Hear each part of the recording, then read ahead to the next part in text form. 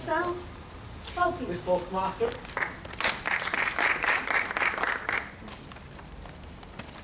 O Porto é uma nação. Yes. Já ouviram dizer isto muitas vezes? Aliás, se calhar ouviram dizer: o Porto é uma nação, caralho! Dito à maneira do Porto. Eu, de facto, sinto isso. É uma nação dentro de um Estado, uma nação dentro de um país. Mas o que é que define o Porto como nação? Mas por partes.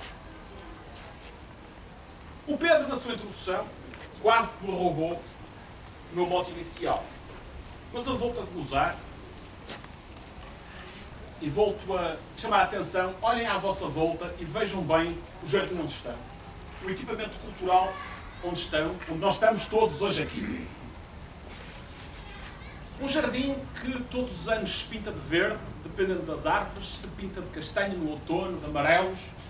Os plátanos ganham cores muito bonitas, tem pavões. É um equipamento que atravessou uma longa história de um dos mais variados usos, como o Pedro referiu. Mas não é o único jardim do Porto. Foi durante muitos anos. Faço notar o Parque da Pasteleira, onde nós, no dia de São João, dia 24, fizemos uma sessão absolutamente fantástica. É um parque urbano, com jardins, com local de merendas e convido a todos a utilizar. Lembrem-se também do Parque da Cidade, essa magnífica estrutura que até um festival de música, considerado dos melhores do mundo, toma lá lugar e que é uma pérola onde todos podem ter usufruto. Estes são os grandes parques. Mas ainda há os grandes jardins. O Jardim da Cordoaria, onde todos podem passear. O Jardim do Marquês, o Jardim da Arca d'Água, o Jardim de São Lázaro. Recentemente abriu mais um jardim, Quinta. Nova Sintra. Fica de Campanhã, entre a estação e o Museu Militar. Ou, neste caso, o Cemitério do Repouso. Do Prado do Repouso. Eu ainda lá não fui, mas urjo toda a gente aí.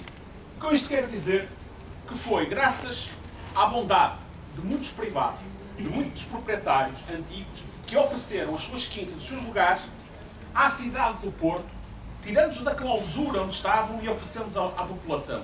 Todos estes espaços, todos estes jardins são de utilização pública, gratuita, e aqui lanço um apelo para vocês. Será, se calhar, redundante, que é respeitar estes espaços para que todos possamos usufruir deles.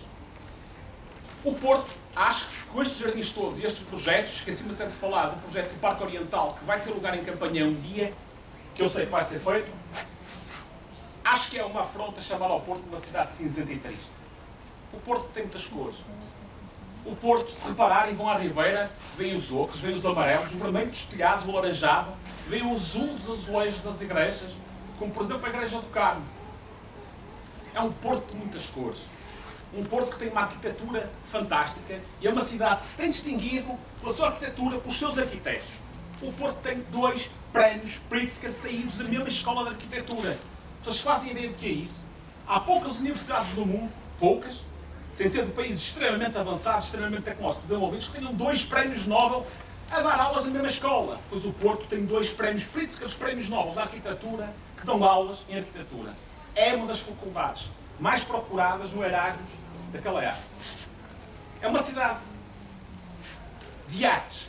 Uma cidade onde a iniciativa privada, onde os portugueses se uniram e fizeram uma rua só com galerias de arte, que de 3 em 3 meses se pinta de festa com a abertura de exposições simultâneas. É um ponto de atração turística, sempre cheio de estrangeiros, sempre cheio de turistas que saem daqui maravilhados e agradados. Aconselho-vos a ir. É uma cidade também de música. Temos a Casa da Música, uma joia de arquitetura, embora não português, o arquiteto, mas não uma joia todavia. E o Porto sempre foi uma cidade de música e de músicos. Vejam bem as bandas que foram pedradas no charco do panorama do pop rock nacional. O GNR na sua altura, com um pop descomprometido, com letras surrealistas, mas de grande sucesso. Quem não se lembra do Jafo Mega, que se atreveram a mudar um bocado o panorama, cantando em falsete. E quem se lembra da importância do Rui Veloso? O Rui Veloso, quando apareceu, na sua versão Chico Fininho, foi, de facto, um meteoro. Um meteorito que aconteceu na cena musical portuguesa. É uma cidade culta. Um dia, o inefável Vasco Polido Valente rancoroso e invejoso, desdenhoso como sempre, disse que os brutos do Porto tinham que se deslocar a Lisboa para ir ao teatro. Pá, bruto e rancoroso, bruto é ele, que não descobriu ou não sabia que o Porto tem talvez a única escola oficial que, não sendo conservatório, que ensina teatro, que ensina artes de espetáculo, artes de encenação, música clássica. O Porto sempre teve companhias de teatro, teatro de rua, teatros pequenos, interventivos, políticos até, e que ousaram desafiar a censura durante a ditadura. O Porto é uma cidade culta, não é uma cidade triste. Cultura também é gastronomia. E nisto o Porto dá cartas, meus amigos. E eu, como podem ver, posso falar disso à vontade. Há duas iguarias no Porto que ganham fama mundial. Uma mais que a outra. A que tem menos fama é, curiosamente, aquela que nos dá o nome, ou que nos dá o pipito. As tripas. Tripas à moda do Porto. Quem não conhece, quem nunca provou. Confesso que, aliás, perdão, concedo que tentar vender tripas, comprar tripas, a uma pessoa que vem do Norte, vem da Alemanha, vem da Inglaterra, pode ser um bocado complicado. Mas garanto-vos, 9 em cada 10 que as provam, nunca mais as esquecem. E da próxima vez que vierem cá numa escapadinha, porque afinal de contas, temos um terminal de Ryanair, vêm cá e comem a nossa iguaria que nos dá o nome. E cada um de nós sabe o sítio secreto onde elas são mesmo boas. Se eu perguntar assim ou assim, cada um vai ter 3 respostas diferentes. Já a francesinha, essa sim é a iguaria que nós mais exportamos em termos de imagem, que já apareceu no Financial Times, salvo erro, peço desculpa por não me recordar agora do nome do site de viagens, considerou uma das 10 melhores sanduíches do mundo que todos nós temos que provar antes de morrer. Todos nós sabemos onde é que se come a melhor francesinha. Eu sei. Você sabe, Pedro sabe. Se calhar não concordamos no sítio, mas garantidamente é boa. Esta generosidade da francesinha é boa porque tem uma generosidade muito grande em termos de ingredientes. É uma generosidade que advém das pessoas do Porto. É uma materialização daquilo que os portuenses são. E quando eu digo portuenses, não são exclusivamente os da cidade, como são os do Porto. É a Maia, é Gondomar, Valongo, Matosinhos, Vila Nova de Gaia.